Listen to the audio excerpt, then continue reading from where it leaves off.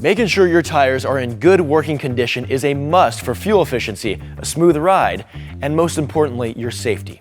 Sometimes your tire could use a quick repair, but in this video, we're going to take a look at when it's time to replace your tires. There are lots of signs you may need to replace your tires. Irregular wear, damage, and weathering could all be indicators for new tires. But the most common sign that it's time to replace your tires is low tread depth. Now, I know what you're thinking. What's tread depth? Well, I'm glad you asked that, or thought of it. Tread depth refers to the amount of tread on a tire. It's calculated by measuring the distance between the top of the tread block to the bottom of the tread void. Your car's wet braking performance, how easily or quickly your car's tires can stop on slick surfaces, all depends on how sufficient your tire's tread depth is. New tires have deep grooves that channel water from the tread to maintain road contact, shortening the distance it takes to stop. That's good.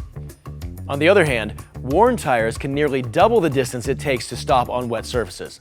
As tires wear, the tread depth and these grooves get lower or shallower, decreasing the tire's wet weather traction.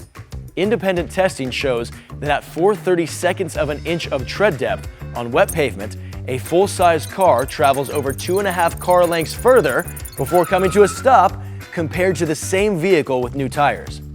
That may not sound like much, but it's actually equal to over 40 feet, about the same length as a standard semi-truck trailer.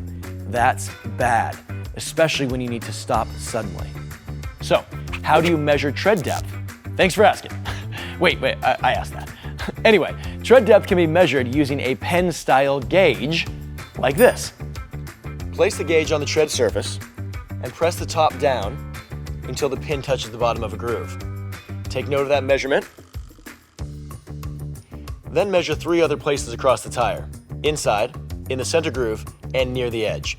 The lowest measurement you see indicates the tread depth. Don't have a tread gauge?